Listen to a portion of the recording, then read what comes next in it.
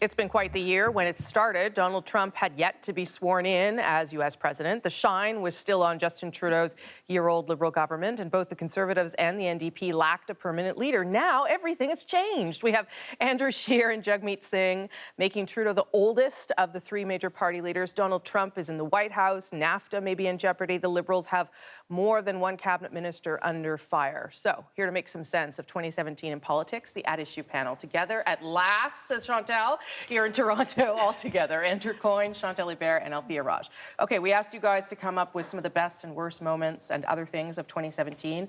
Should tell viewers that you do not know what each other is going to say, so it would also be a surprise to you. Chantal, let's start with you. Best MP or cabinet minister? No, I picked Chrystia Freeland. I think she's been giving a strong and steady performance in a really hard portfolio.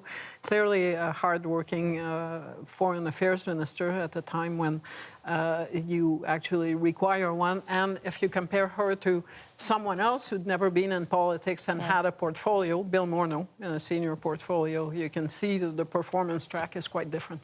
I did not pick a cabinet minister. We've done a good job, I think, of highlighting Chrystia Freeland and Ralph Goodale and Jill Philpott, and I went with Joël Lightbound because I think he's done a better job. This is the Quebec City Liberal Parliamentary Secretary to the Finance Minister. He's done a far better job defending Bill Morneau than Bill Morneau has done defending himself. Jane Philpott, very impressive in the way she handles the media, has handled a number of difficult files, and the proof of that is she was put into the Indigenous Services file, which is maybe the thorniest file on the government's desk. Okay, you guys went to worst cabinet minister without even really me asking, so go ahead there, Andrew. Well, I'm grading on a curve here, but Bill Morneau. I mean, there are worse cabinet ministers, and there's people who probably shouldn't be in the cabinet, but this is the finance minister. You're supposed to be able to handle whatever's thrown at you, and particularly on the small business tax changes, you can debate the merits of it, but very poorly presented, and then this whole morass around his own holdings, which surely to God he or somebody should have seen coming. Well, I'm going to play that one clip, too, that everyone remembers, when obviously the Prime Minister had sort of had enough of it all, too, it seemed like. Here it goes. My questions are actually for Minister Morneau. I'll take them. Okay. Hey, you got an opportunity to chat with the Prime Minister. I'm happy to be here for it. All right. With the Globe and Mail, I do have a question for Mr. Morneau directly, if you'd be able to answer one. He is right Yes, there. but you have to ask a question of me first, because you get a chance to talk to the Prime Minister. There was a lot of head shaking while we were playing the clip, and that was, I mean, that actually didn't show the Prime Minister in a very good light either, but it was a telling moment. I don't think I've ever seen a scene like that, especially involving a finance minister. I didn't pick Bill Morneau as the worst because on policy, I don't think he was the worst. I think Mélanie Joly wins that prize for a cultural policy that wasn't one and a fiscal policy that actually wasn't one. That Netflix deal not only was poorly presented and poorly argued, but it's hard to defend. The notion that you'd be Netflix, so you would need to collect the GST, while the rest of whoever is doing business in Canada, including small businesses, people who freelance, would have to. That's mind-boggling. And people don't seem to realize the damage that she has been deeply damaged in Quebec. And it may be not the same way the rest of the country, but certainly inside Quebec. And your worst was? Well, I'm going to say Ken Hare because I think Bill Morneau probably, but Ken Hare in the last few months, the insensitivity he has shown to dealing with some of the people that have come to his office is just mind-boggling. And frankly, if he wasn't an MP from Calgary, he would not be in cabinet. Okay, best political move. Let's start with you. Appointing Chrystia Freeland to replace Stéphane in Foreign Affairs. I cannot imagine what the government's relationship with the Trump White House would be if Stéphane was still a Foreign Affairs Minister, so I think that was by far the best political move. The BC Green NDP supply and conference agreement, putting together an agreement to support the government, not as easy as it sounds. I know people think they're natural stablemates, but among other things, it requires the Greens to basically sign on to party line voting, and that's one of the things Greens are most against. So everybody had to make sacrifices and difficult choices, but it shows it can be done. But do you still think it's as stable as we thought it was, given that decision on Site C? I think it's less unstable than we thought it was. I think a lot of us, including me, thought this isn't going to last for more than a couple of weeks. It's so close there. And yeah, there's a lot of tensions, and Site C was, but we'll see. I think it's going to survive until they do that plebiscite on changing PR. the voting system. I picked something that a lot of premiers dislike, and it's the Liberal decision to put a deadline on the plan to legalize marijuana. But you say it's the best move. I Why? think it's the best move because I think absent that deadline and the feeling that it's a firm deadline, provinces would have dragged their feet. There would always have been a reason to postpone, to not do this, to not do that. And the only way to get this going is for everyone to sit down and say, we're going to have to get this done. And they managed to convince the provinces that they were serious about July. Whether that doesn't happen in July, most provinces now are organized. And also, if you're the Conservatives and you want to hold it up by May, provinces themselves are going to say, wait a minute, we've got all this. We're organized, and now uncertainty is a worse enemy than the deadline. What they don't have, though, is the Senate on side. But that's where the Senate will be under pressure from the industry and from the provincial players to say, we can't play maybe, maybe not, now that we've geared up for this. Okay, let's do worst political move, though. Andrew.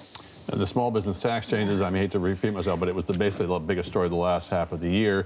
A legitimate issue they were trying to address, but they did it in the most convoluted possible way. They couldn't explain it. They waited a long time while the opposition to it built. And when they did get around to trying to explain it, then this whole thing blew up in their faces with their own private corporations. It gave the opportunity for the opposition, it gave them an excuse to start talking about Justin Trudeau's personal wealth, for example, in a way that would otherwise look very personal, but in this case made the Liberals look hypocritical. So this is one where you all agreed. Yes. Yep. No, it's hard to Simple as disagree. that. I mean, It was the first dent, really, in the Liberal armor. I'm going to skip ahead to best opposition MP, and I'm going to play the clip first. And this is one where they all also agreed. Questions orales, oral questions. The honourable member for Carleton. Ministers are banned from owning stocks. That's because we don't want them to use their power to help the companies they own or inside information to unduly profit. When will this Prime Minister do the right thing and fire this incompetent minister who can't follow the rules? And I am absolutely confident that everything I've said out there and in here is true. Would he commit that if I go out and repeat my question in the lobby at this moment, that the finance minister will meet me there and answer the question?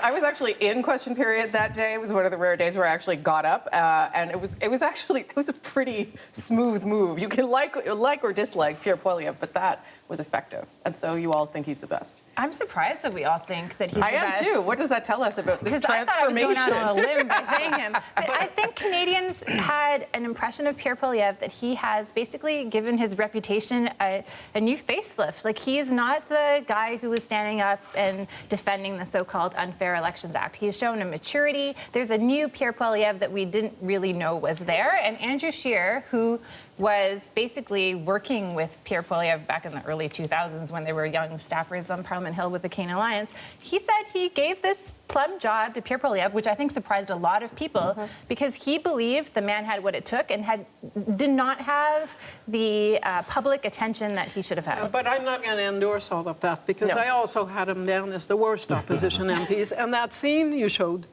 was possibly good theatre, but it actually soured and poisoned the well for the Conservatives, because it was after that the media columnists, the Globe and Mail, started to write to say, wait a minute, this is not justified.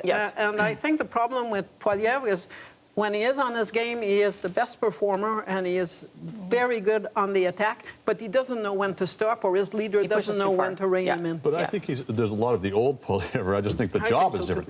The very things that made him so annoying as a spokesman for the government, where you're supposed to have a bit of dignity, you're obliged to be open, that very annoying quality is perfect for opposition. Your job as opposition is to get under the government's skin. And I was one of those who was very skeptical of his appointment, but I think he's shown he's pretty good at this. Less attack dog in this job than he was defending the government, that's strangely.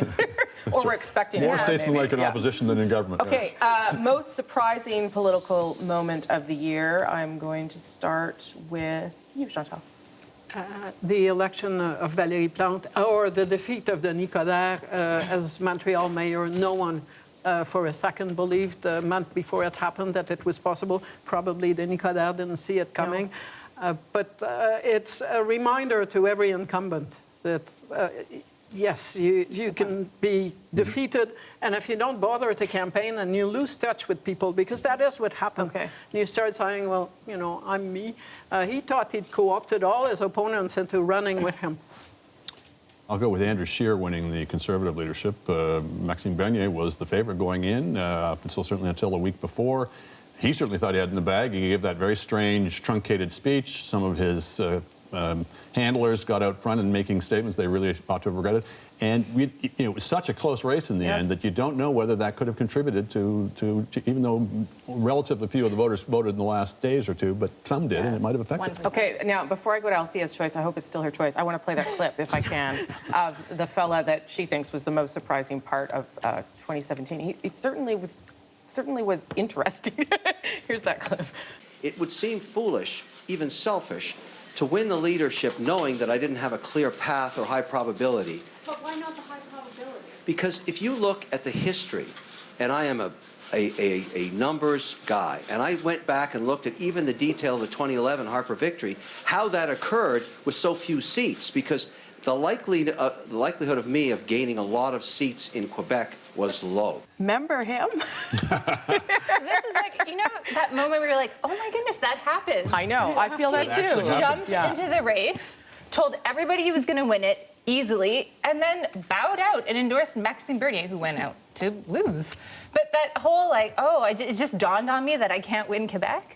Anyways, I just and we thought, spent like, a wow, lot that of time really talking happened. about him Yes. too. That's what, He got a lot of people who ought to have known better to take his dime and work for him, and they should just cover their head in shame, frankly. Okay, so my last question wasn't on the list. Where do you think we are after another year of a Trudeau government? And not where we're going. Where are we, do you think, in terms of where things stand? Who wants to try that one first? In terms of the popularity of the government? Where they're doing, how they're doing with their agenda. I think sometimes these don't show up in the polls until later.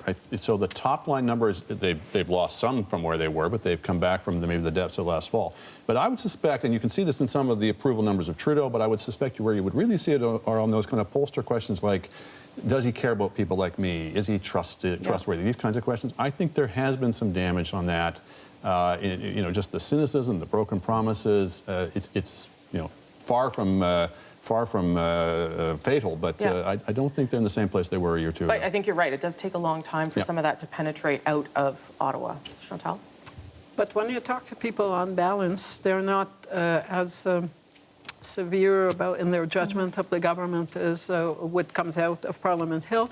And in the end, you cannot discard the fact that this is a government that finished the year by winning seats that they had not had for decades. That's very true. And these are real voters who voted. The opposition parties road-tested leaders. They road-tested lines, the Conservatives in particular. And the Liberals did not win narrowly. They won comfortably. So to finish the year by saying they're on the way down, it's certainly not showing in the real world, not a poll, when people go and vote. Yeah, I don't think you can say they're on their way down, but I think the risk to the government is the sort of smugness that sets in a little bit. Like the stuff that they said they were going to do, on the balance, they have started to do. POT, infrastructure, CPP, the carbon pricing. Reconciliation. Yeah, but on some key things, electoral reform, they have dropped the ball. But people are genuinely happy. And Chantal's right, we did see that, and especially in Surrey and in Lac-Saint-Jean. But towards the last weeks of the government, you saw this like smirk appear on the Prime Minister's face, and the smugness around Bill Morneau and the refusal to basically just apologize to Canadians and say, in hindsight, I shouldn't have done this. Yeah. Why is it so hard to do that? And I think that's the kind of stuff that kind of creeps into government ethics. Okay, good year in review. Thanks all.